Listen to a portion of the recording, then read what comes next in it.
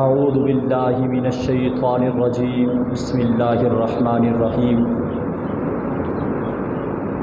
انما یرید اللہ لیذہب عنکم الرجس اہل البیت ویطہرکم تطہیرا۔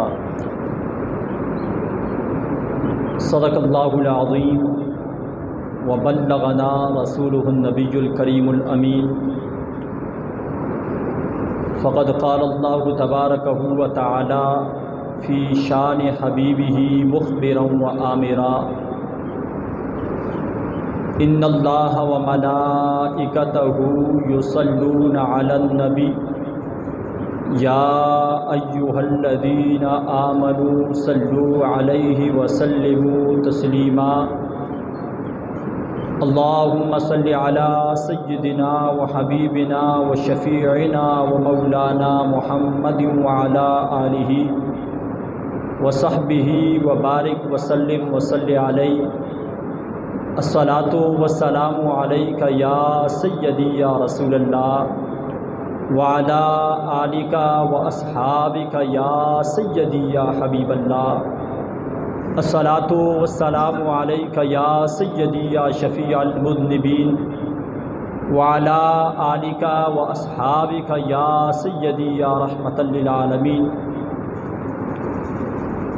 الہی بحق بنی فاطمہ کہ برکول ایمان کنی خاتمہ،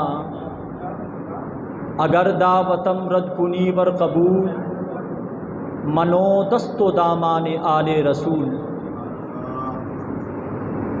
لی خمسۃ عطفی بہا خر الوباء الخاتمہ، المصطفیٰ والمرتضیٰ وابناہما والفاطمہ۔ بعد از حمد و ثنا سامعین احتشام، جمعۃ المبارک کا ببرکت دن، محرم الحرام کا مہینہ، شہید ابن شہید طریقت کے تیسرے امام حسین ابن علی علیہ السلام آپ اور آپ کے خانوادے کی شہادت کے حوالے سے یہ مہینہ مشہور ہے، اور پچھلے جمعے سے ہم نے آغاز کیا خانوادہ رسول آل بیت اطہار کے فضائل اور مناقب کو بیان کیا۔ دو آیات، آیت مبالہ اور آیت مودت، جس پہ پچھلا جمعہ کو بات ہوئی، قرآن مجید کی ایک اور آیت آپ کے سامنے تلاوت کی۔ اللہ رب العزت ارشاد فرماتا ہے انما یرید اللہ لیذہب عنکم الرجس اہل البیت، کہ اللہ رب العزت اس بات کا ارادہ کرتا ہے، اللہ یہ چاہتا ہے کہ لیذہب عنکم الرجس اہل البیت، اے نبی مکرم کہ ہم آپ کے خانوادے سے، آپ کی آل بیت سے ہر قسم کی ناپاکی اور پلیدی کو دور کر دیں۔ وَيُطَهِّرَكُمْ تَطْهِيرًا، اور اللہ چاہتا ہے کہ تیری آل بیت کو ایسے پاک کرے کہ جیسے پاک کرنے کا حق ہوتا ہے۔ اب یہ قرآن مجید کی آیت مبارکہ، اس سے بڑی آل بیت کی شان اور عظمت کے اندر کوئی اور آیت ہو نہیں سکتی کہ اللہ جن کے بارے میں یہ کہے، خود کائنات کا پالن ہار، کہ رب کی منشا یہ ہے، رب کا منشور یہ ہے، رب کا ارادہ یہ ہے، محبوب رب تیری آل بیت کو ہر قسم کی ظاہری اور باطنی ناپاکیوں سے پاک کرنا چاہتا ہے۔ اور جب رب کسی بات کا ارادہ کرتا ہے، اذا اراد شیئا ان یقول له کن فیکون، تو اسے حرکت اور جنبش کی ضرورت پیش نہیں آتی، اسے معاون اور مددگار ڈھونڈنے نہیں پڑتے، وہ کہتا ہے کن ہو جا فیکون، پس وہ چیز ہو جاتی ہے۔ یعنی اس نے آسمانوں کو کہا کن ہو جا تو وہ ہو گئے، اس نے زمینوں کو کہا ہو جا وہ ہو گئی، اس نے انسانیت کو کہا ہو جا وہ ہو گئی، اس نے بادل پہاڑ کو کہا ہو جا وہ ہو گئی۔ اسی طرح اس کے ارادے اور منشیت کے اندر یہ بات تھی کہ وہ آل بیت نبی کو پاک کرنا چاہتا تھا، اس نے کہا کن ہو جا، تو آل بیت نبی کو اس نے ظاہری اور باطنی ہر قسم کی ناپاکیوں سے پاک کر دیا ہے۔ کہ اللہ کے نبی پر جب یہ آیت نازل ہوئی، اللہ کے نبی نے فاطمہ کو بلایا، حسن کو بلایا، حسین کو بلایا اور علی کو اپنی پیٹھ کے پیچھے کھڑا کیا۔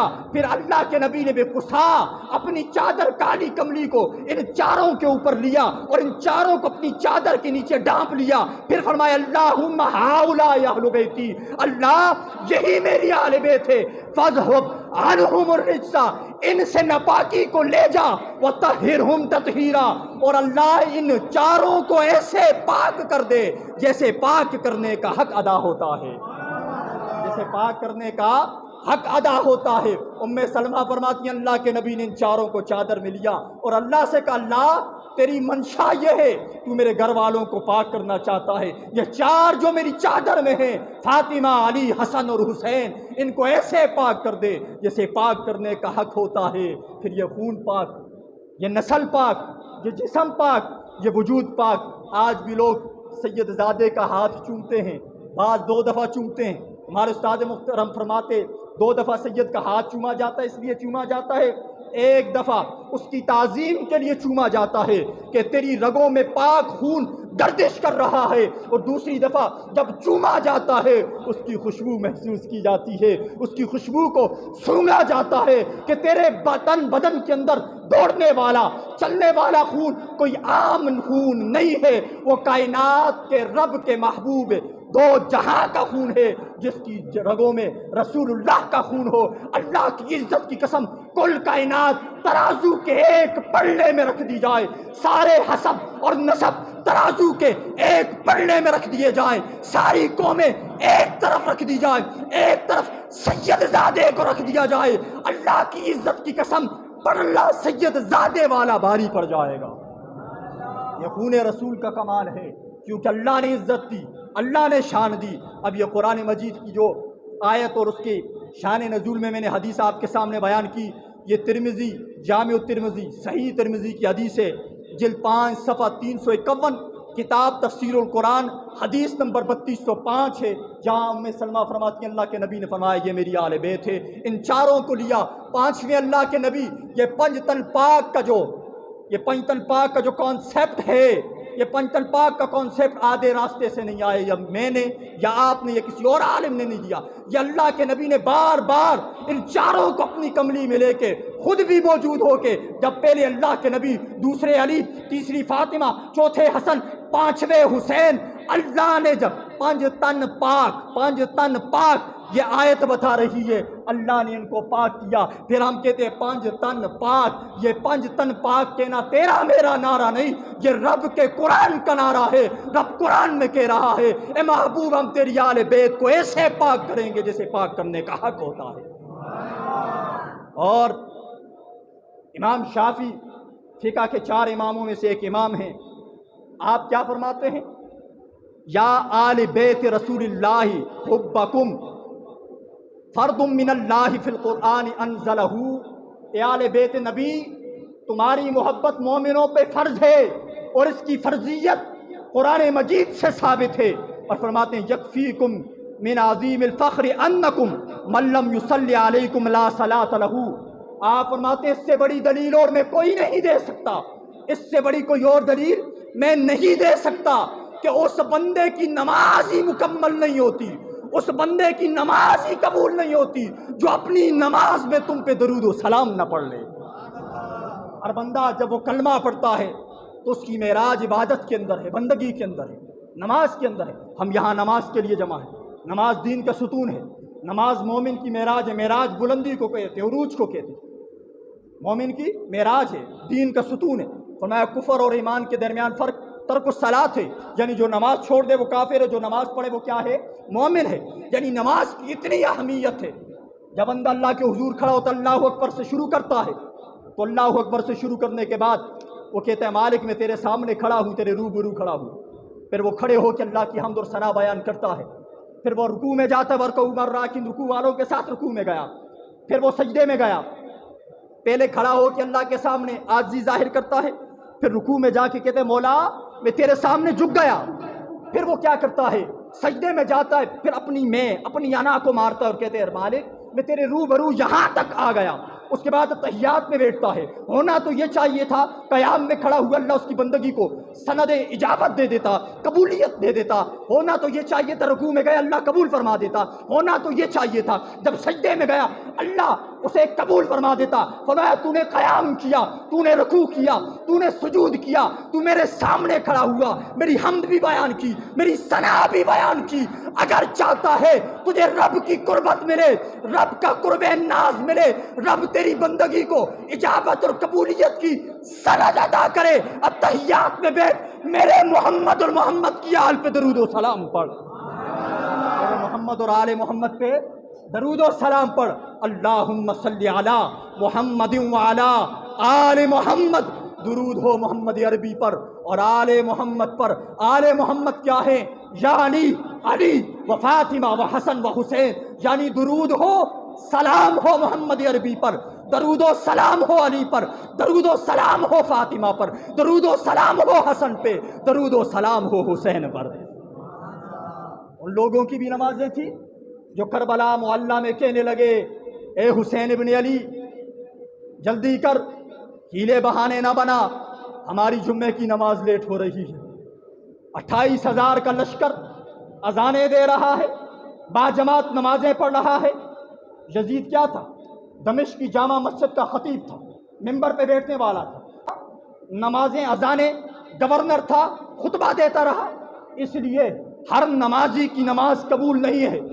نماز سے باہر حسین ابن علی کا سر تن سے جدا کرو اور پھر سجدے میں کہو اللہم صلی علی محمد وعلی آل محمد. اللہ کی عزت کی قسم, کربلا کے تپتے صحرا پہ جس خانوادہ رسول کو ذبح کیا گیا اس پر درود و سلام پڑھنے کے بغیر نماز قبول ہی نہیں ہوتی. نماز قبول ہو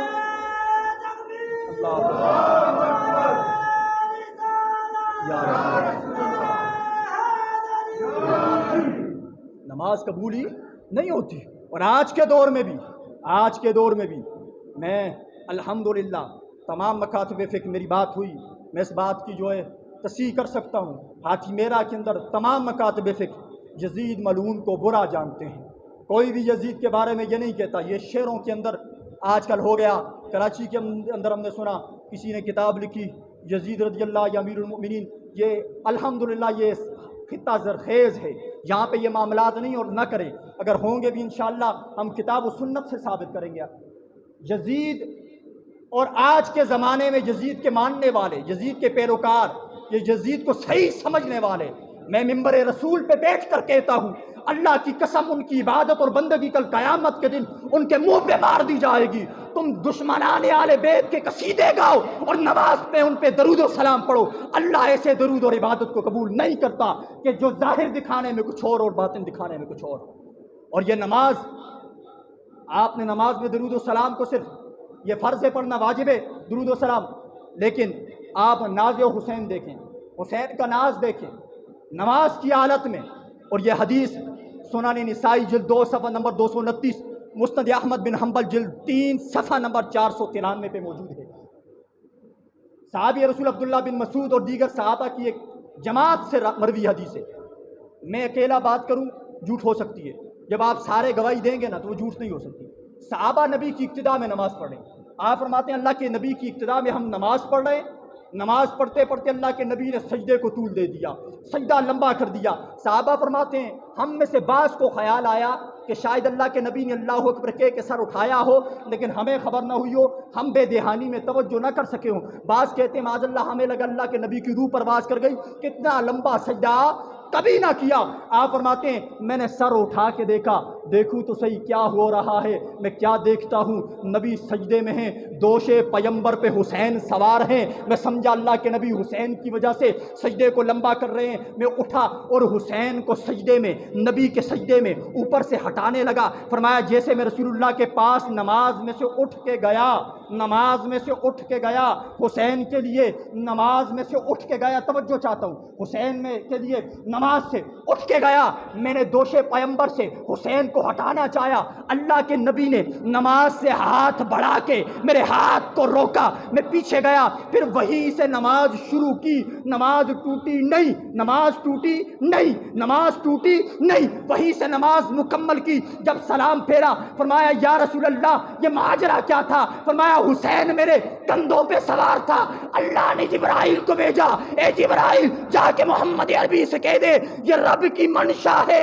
یہ رب کا منشور ہے، جب تک حسین اپنی مرضی سے تیرے جسم سے تیرے دوست سے ہٹ نہ جائے تو حسین کو ہٹانا مت اور اٹھنا مت۔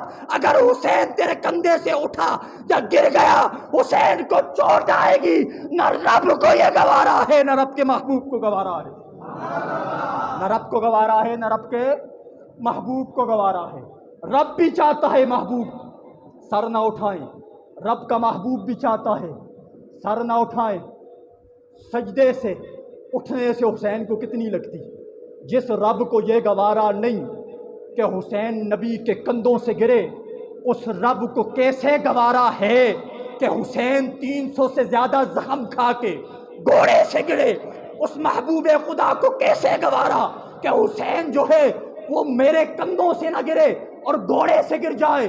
جو نبی اپنے کندھوں سے گرنا حسین کا گوارا نہیں کر سکتا، وہ نبی گھوڑے سے گرنا حسین کا گوارا نہیں کر سکتا۔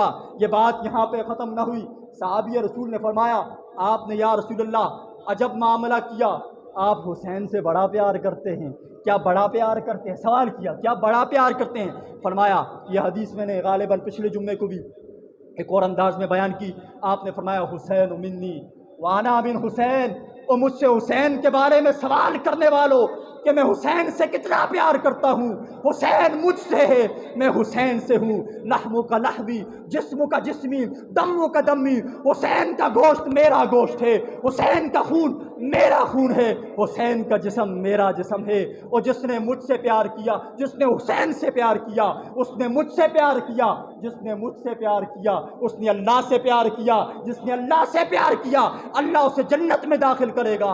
اور من ابغض حسینا فقد ابغضنی ومن ابغضنی فقد ابغض اللہ ومن ابغض اللہ ادخلہ اللہ النار، اور جس نے حسین سے بغض رکھا اس نے مجھ محمد سے بغض رکھا، جس نے مجھ محمد سے بغض رکھا اس نے خدا سے بغض رکھا، جس نے خدا سے بغض رکھا اللہ اسے جہنم میں داخل کرے۔ یہ کوئی معمولی بات ہے، اس سے بڑی بات اور کوئی نہیں ہو سکتی۔ حسین سے پیار کرنے والے سے اللہ پیار کرتا ہے، حسین سے بغض رکھنے والے سے اللہ بغض رکھتا ہے۔ اور ایک اور مقام پہ اللہ کے نبی نے حدیث ہے، یہ مجمع الزوائد امام حیثمی جلد 9 صفحہ نمبر 166 ہے، البیان والتعریف جلد 1 صفحہ نمبر 149 ہے، ابو یعلا اپنی مسند کے اندر جلد 12 صفحہ نمبر 383 پر یہ حدیث موجود ہے۔ اللہ کے نبی نے دائیں حسن کو رکھا، بائیں حسین کو رکھا، دونوں کی انگلیاں یوں پکڑ کے ہوا میں انگلیوں سے، کیونکہ آپ بچے ہیں، اللہ کے نبی کا قد دراز ہے، اب یوں انگلیوں سے پکڑ کے یوں ہاتھ بلند کیے۔ اللہ کے نبی نے فرمایا اللہم عاد من عاداہم ووال من والاہم، اے اللہ میں تیرا محبوب محمد عربی دعا کرتا ہوں جو حسن اور حسین سے دشمنی کرے تو بھی ان سے دشمنی کرے، ووال من والاہم، اور جو ان دونوں کو دوست رکھے ربا تو بھی انہیں دوست رکھ۔ تو اللہ کے نبی کی دعا قبول ہوتی ہے یا نہیں ہوتی؟ اللہ کے نبی دعا کریں جو انہیں دوست رکھے ربا تو انہیں دوست رکھ، جو انہیں دشمن رکھے تو انہیں دشمن رکھ۔ ایک اور حدیث زید بن ارقم رضی اللہ تعالیٰ عنہ، اور یہ زید بن ارقم رضی اللہ تعالیٰ عنہ ان سے یہ غدیر خم والی حدیث من کنت مولا یہ ان سے مروی ہے مسلم کے اندر۔ اور زید بن ارقم رضی اللہ تعالیٰ عنہ نے اتنی عمر پائی کہ جب سر حسین ابن زیاد کے کوفہ کے اندر محل میں پہنچا نا، پہلے یہاں سے کربلا سے کوفہ لے جائے گئے، کوفہ قریب ہے لیکن کوفہ ابن زیاد گورنر تھا کوفے کا، اس کا محل کے اندر گئے، پھر وہاں سے دمشق گئے، تو کوفہ کے اندر جب ابن زیاد نے چھڑی ماری نا تو یہی زید بن ارقم رضی اللہ تعالیٰ عنہ آپ نے جب وہ چھڑی لگتی ہوئی لبے حسین پہ دیکھی نا، فرمایا بدبخت اللہ کی عزت کی قسم میں نے اپنی آنکھوں سے ان لبوں کو مصطفیٰ کو چومتے ہوئے دیکھا۔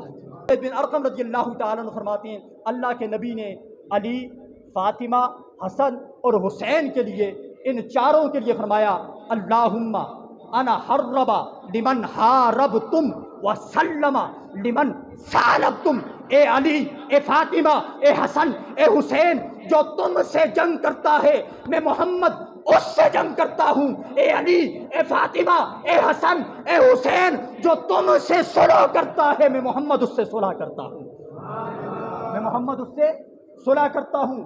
اور یہ بات آج ہماری زندگیوں سے خانوادہ رسول کو نکال دیا گیا۔ کربلا کے اندر امام زین العابدین جو امام حسین کے بیٹے، جو بیماری کی وجہ سے امام سجاد آپ بچے، ادھر سے چوتھے نمبر پہ نام آئے گا امام زین العابدین، اور میں پہلے بھی بتا چکا یہ نام جو 12 اماموں کے لکھے یہ مسجد نبوی میں روضہ رسول سے باہر بالکل سامنے ستونوں کے اوپر لکھے ہوئے۔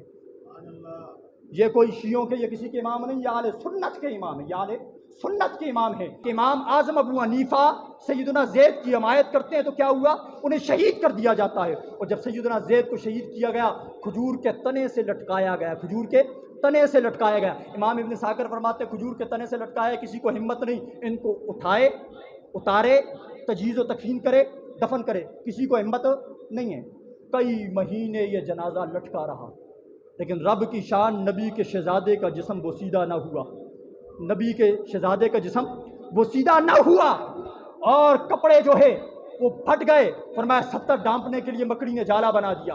اور ابن خلدون میں بھی یہ بات ہے، طبقات ابن سعد کے اندر بھی یہ بات ہے کہ جب وہاں سے ان کو ہٹایا گیا بعد کے زمانے میں اور پھر تجہیز و تکفین کی گئی تو زمانے کے ولی غوث کتب جب لوگ ان کے پاس دعاؤں کے لیے آتے وہ اس درخت کے پاس جاتے جہاں نبی کا شہزادہ سید زادہ لٹکایا گیا تھا، اس درخت کے پاس جاتے اور کہتے اے اللہ ہم اس درخت کے صدقے تجھ سے دعا کرتے ہیں جہاں سید زادہ ٹانگا گیا تھا، لٹکایا گیا تھا، ہماری دعاؤں کو قبول فرما۔ فرمایا لوگ ابھی گھروں کو نہ پہنچتے، رب پہلے ان کی حاجتوں کو پورا فرما لیتا۔ یہ خون رسول کا کمال ہے۔